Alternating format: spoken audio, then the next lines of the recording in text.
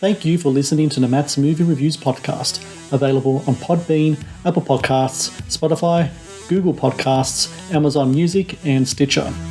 Also, please follow Matt's Movie Reviews on Facebook, YouTube, LinkedIn, Reddit, Instagram, and MeWe. And of course, be sure to visit mattsmoviereviews.net for the latest reviews, top 10 lists, and more. Now, on to the show.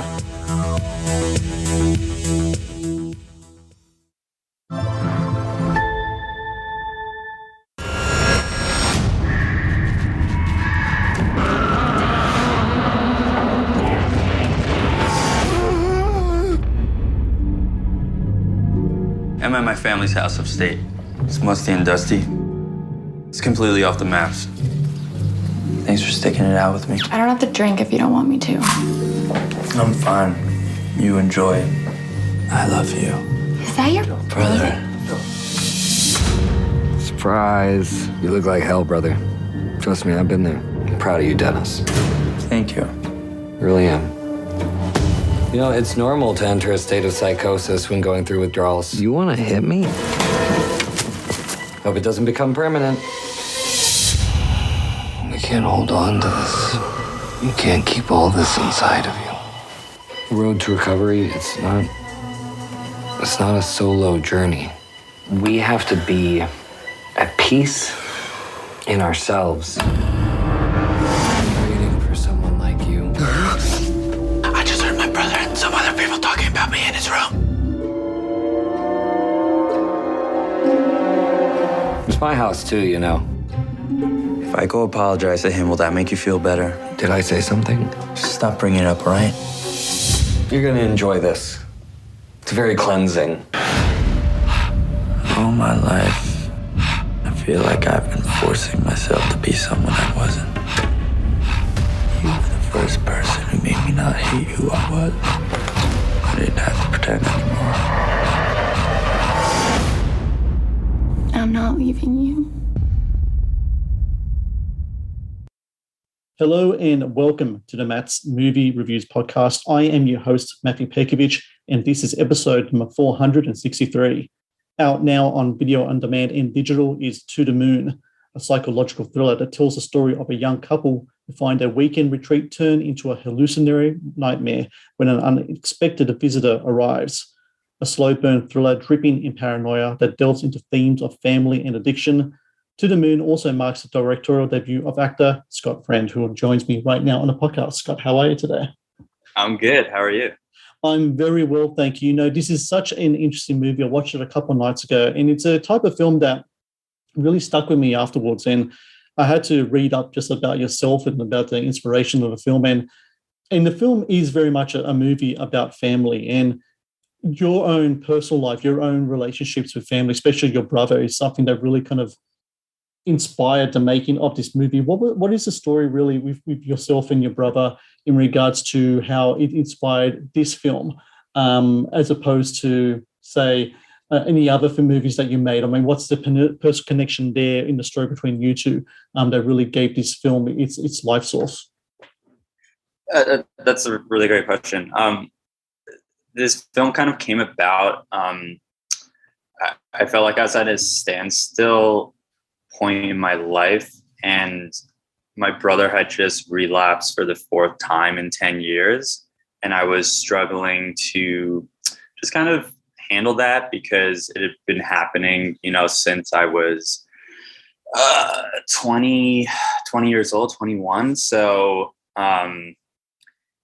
perspectives change, feelings change throughout the years. And so when this happened, I, always wanted to write a story about brothers, and it just kind of came at a point where it felt like the best way to tell a story about my relationship with my brother and my now fiance was to tell it in a genre film.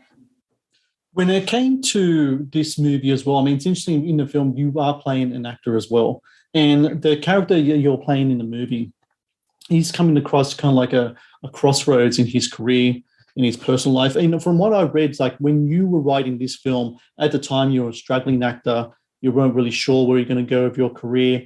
How much does that kind of like help in regards to your mind, your mentality, your your being at that time when you have like a project to work on where you can kind of just release all of that stuff and put it into some type of artistic endeavor? I'm sure at the time it would have been very beneficial for you. Yeah, I mean, it was definitely kind of like the best form of therapy for me to, make this film and kind of insert parts of my own life throughout each character, and especially with the character that I play is definitely harboring on a lot of those feelings of inadequacy that I felt and still do feel. I think it's something that a lot of people that could resonate with a lot of people, because life is hard and it's not very often that you get to succeed in what you really want to do, and that was something I wanted to inject in this character. Was directing always on the cards for you with this movie? Was it something that you knew that you wanted to direct all this time? It's funny. I actually never thought I was going to be a director. I, started as an actor, and I always knew I wanted to make films, but I never really believed that I could be a director because it seemed so far-fetched to me. I felt like, you had to have known that you want to be a director since you were a kid and you go to university for it and you study and all this stuff. And I've always loved films and I've always wanted to make films, and I just didn't think I would ever be able to. And then this film kind of came about at like a perfect time of, we filmed the movie at my great aunt and uncle's cabin. And my great aunt, who's now in her 90s, told me one day that she thinks she's going to get rid of it. It's too much upkeep. So it kind of gave me a spark to finally make a movie there. I've always wanted to make a movie there, and that's kind of what I needed to propel me to write something and put it together myself and make it. Yeah, it's really interesting. I read that you always wanted to make a movie there, and it's always been my life's ambition to it will probably never happen, but my life's ambition to film my father's story as an immigrant that came to Australia. And I was trying to think back as to why that was. It's just, I don't know what it is. There's a certain romanticism about memories, especially in stories that are told down from us. Is for yourself in regards to wanting to make a movie in that cabin, what is about that place, that hunting lodge in Massachusetts, that really kind of resonated to you to the point where you knew that was a place where this movie had to take place? These are a really great question. The hunting lodge that's now a cabin has been in our family for generations, and my dad, my grandparents, they all grew, throughout the 60s. Everyone has spent time there. There's always been reunions there, and growing up my entire life. And it's a really special place to our family. And in addition to this sentimentality of it, is that a word? Did I just mess that up? It's very. I think it's a word. It's a word. We'll keep it. Yeah. Yeah, we'll keep it. It's very sentimental to my family and myself, and so in addition to that, it hasn't been updated in any way since the 60s. So It's a perfect setting to tell a story like this. Is it true that when you went to Massachusetts to start filming there, that a tree actually took out kind of like the any type of Wi-Fi, satellite, all that kind of stuff? Yep. Is that real? That is very true. We had no Wi-Fi. We had no cell service. Funny enough, the only place you could get cell service was where the scenes on the cliff are. Like, that's the only place on the property you can kind of get a little bit of service. So I would check my phone every like 4 to 5 days, but it was pretty remote. The cool thing about that, and I think the really kind of the faintest kind of aspect of that is that I think you and I are of a similar age, and we remember the times back when we didn't have all this stuff, right? And when we hung out with our family, we weren't distracted by this other stuff. It was just you with them. I'm sure having that happen was a very much a blessing, because when you're with your crew, when you're with your actors, you guys are doing the things. I'm sure maybe you're playing the old ball games that have like dust balls in them from when you played them when you were a kid down there, right? And they've always been a great kind of bonding experience. Yeah, that's exactly true. I mean, it was such a blessing to have absolutely no outside distractions. I mean, it's so easy to, when you're laying in bed, get stuck scrolling on stuff on your phone, and it's just such a time suck. And it just gave everyone not only the opportunity to just focus on what we were doing there, but it just amplified the connection that everyone had. You know, it was a super small crew. There was only 8 of us. So we had no choice but to have fun with each other. And so every night after we wrapped, we're playing board games, we're telling stories, you know, and just having a great time. And it was a super intimate experience. And that was like the best thing that could happen. So you have a crew of 8 actors. There's 3 of you. So yourself, your fiance Madeline, and then you have Will, who plays your brother in the movie. Before you go down there to Massachusetts to do stuff, do you rehearse? Do you actually get together and try to put as much rehearsal as you can? Because you know your time is limited, you know your resources are limited. So do you try to get some groundwork in beforehand? So thankfully, you know, I lived with Madeline, and so we were rehearsing a lot before we went out to Massachusetts. But Will was doing a show on Broadway at the time. So it was really hard. You know, he had a very busy schedule. So we only got to do one table read with him before we went out to shoot the movie. But I had tons of conversations with him. I also had known him previously. I knew how he would, you know, take to this challenge. And once we finally got up to Massachusetts, every morning before we filmed, we were rehearsing.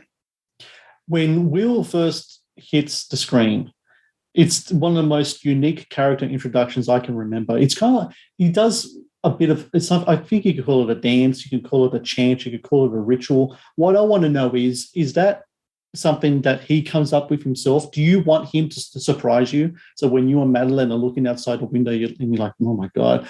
Is that something that he cooked up himself? Yeah, totally. So like the only thing in the script for those moments was kind of just a line of, he's doing a morning like exercise routine, you know, or a mental routine. And I told Will, just go wild, you know, because I trusted that he would come up with something. The Matt's Movie Reviews podcast is brought to you by TeePublic.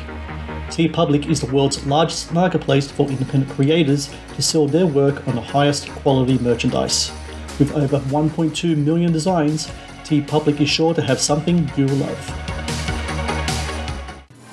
The Matt's Movie Reviews podcast is brought to you by Amazon. The world's leading online store, Amazon is your first stop to buy a wide range of products at competitive prices with fast delivery times. Amazon is also a world-class entertainment hub that includes Prime Video, Audible, Twitch, Amazon Music, and more. Sign up with Amazon today and experience the best in online shopping and entertainment. I got a couple of questions, and I don't think I'm going to go into spoiler territory here. If I am, you let me know. The first one I want to ask about is the monks. So in the story, Will says that like across the pond is like a convent or what have you, and like where brothers like monks would hang out. Is that real? Is that something that you remember as a kid? And is that do you remember seeing like monks and such, like these cloaked hooded figures across the way when you were a kid? Yeah, so there really is a monastery on the other side of the lake, and they do use the property. My great uncle was, you know, very open with anyone who wanted to come walk through the woods, sit by the lake, and the monks definitely like to do that. And they were very friendly, and they weren't as spooky as they are in the film, but that is a real thing. That's really interesting. The other thing I wanted to ask about, and I love when actors put these little things in regards to props and such. Number one, your necklace in the movie. I was trying to figure out what's on the neck. What is the necklace that you're wearing in the film? Well, the necklace is really just a piece of jewelry because Dennis, I feel like, builds himself up to be someone who he's not. He's trying to portray a certain image of himself. And so to be very flashy, and that's why he has like the rings and the necklace. So the necklace isn't really symbolic. Unfortunately, that's to spoil anything. There's no Easter eggs there. Okay, because I was just trying to figure it out. I didn't know whether there would be kind of like some type of spiritual connotation in it, because it does delve into kind of matters of religion and spirituality quite a bit there. Is it true that in the making of the film you had almost kind of like, I don't know if you would call it a paranormal experience, but something close to a very kind of like spiritual kind of like experience in regards to your great grand your grand uncle there when you were there at the property? Yeah, definitely. Like I said, I've always wanted to make a film at the property throughout the years, and I've even gone up with, I brought a director up one time. I've done multiple trips, and always I just didn't know what to make. And my great aunt and uncle were always very, very supportive of me taking that on. And unfortunately, my great uncle passed away about 3 years before we filmed this movie. And so when I was the last day of pre-production before we shot, I was doing some last minute set dressing in the shed, which is a place that I feel his spirit very heavily. And I was kind of just talking to him, I just felt the urge to, just speak out and let him know we're there. We're finally making a movie, to please, look out for us and, keep an eye out. And all of a sudden, the house phone rang. And my producer came out holding a portable phone. And I was very confused who it could possibly be, because everyone who needed to be there was there. My family knew that I was filming and not to call during the day, so to not interrupt the take. So I picked up the phone. No one was there. So I said, hello again. And after the second time, I heard my great uncle's voice coming through the phone. And it was his pre-recorded answering machine for the house line. And it really freaked me out, because it was timed so perfectly, because I was just talking to him in the shed. And I hung up the phone, and I tried calling the number back, and it just wouldn't ring. So it was kind of it was really special. It was very affirming that he was with us.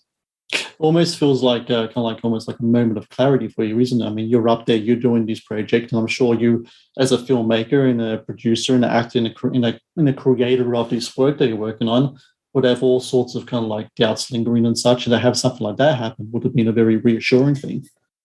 Yeah, it was like oddly very calming. Like you said, reassuring. I was just like, yep, we're exactly where we need to be, and this is what we need to be doing.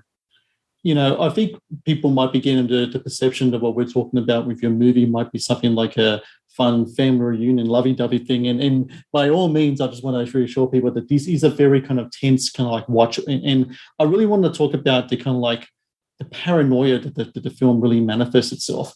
Now, I think a lot of it comes from when you know someone who has addiction. So I have an uncle that has for a long time now, has like a real bad kind of like addiction to alcohol.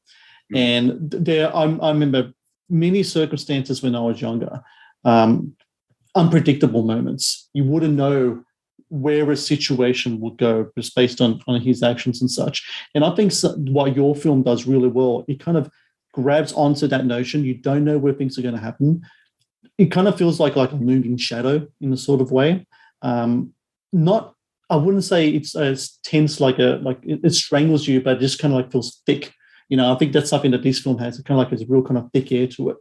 When to achieve that, how much of that is done filming? How much is that done post? I mean, to try to get that really kind of palpable kind of dread and palpable kind of thickness to the paranoia in the movie, because it's done really well. Thank you so much for saying that. I think, so much of it was just trying, when we were filming, it's just to keep everything as grounded as possible and just make it as, real as can be. And then a lot of it is in post-production, in the edit, and trusting our gut on where to cut and, where to change the shot to create that dread and draw things out, but not for too long. So it's really just gut. It's a gut feeling in the edit room. Now that you've had your taste of directing, are you looking for more further opportunities to do so? 100%. I'm like fully on the writing and directing path now. No, but you're still doing acting gigs as well? Yeah, if something cool came along, and I would definitely do it. Yeah.